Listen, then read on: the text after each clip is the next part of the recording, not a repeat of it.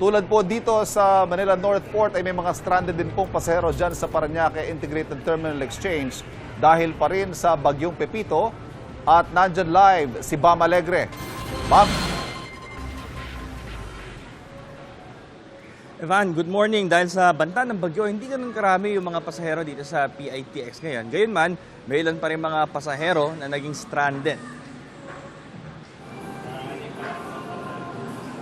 Bakasyon ngayon ni Delphine Daran mula sa Singapore. Pero naantala ang kanyang pagbabalik bayan dahil wala pang biyaheng San Jose sa Mindoro dito sa Parañaque Integrated Terminal dahil sa sama ng panahon. Mahirap sir, magastos. Tsaka puyat. Stranded din si Jomar Sombise na OFW naman mula South Korea. Sinundo siya ng buong pamilya sa airport pero 2 araw na silang narito sa PITX dahil sa bagyo. Dahil wala pa rin biyahe pa sa Blayan Occidental, Mindoro. Mahirap kasi may mga bata kami kasama, na 2 bata. Eh, siyempre sa tulog, sa upuan lang. Tapos yung maleta, yun ang ginagawang tulugan ng isa kong anak. Iabisuhan naman ang ilang biyahe pa Visayas at Mindanao ng pamunuan ng PITX na maaari na sila makapagpasada uli ngayong araw. Pwede na po magpa-schedule ng bus. Okay na po. So, ano mga biyahe po yun sa iyo? Yung mga Bicol Sir, mga tawid dagat, pwede na po. Papuntang Samar, Leyte, Masbate.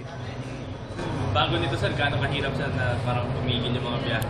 Oh sir, siyempre may pang-araw-araw pa tayong pangangailangan. So, medyo nag-ipit-ipit muna tayo kasi wala tayong biyahe sir eh.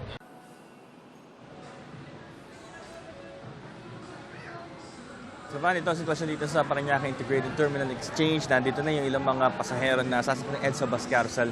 Morning rush, yung mga biyahe naman, best pa rin na magkonsulta dito sa mga contact numbers ng inyong mga bus companies bago pumunta rito para tiyakin kung meron na bang biyahe na magpapatuloy ngayong araw. Ito ang unang balita mula rito sa PITX, Bam Alegre para sa GMA Integrated News.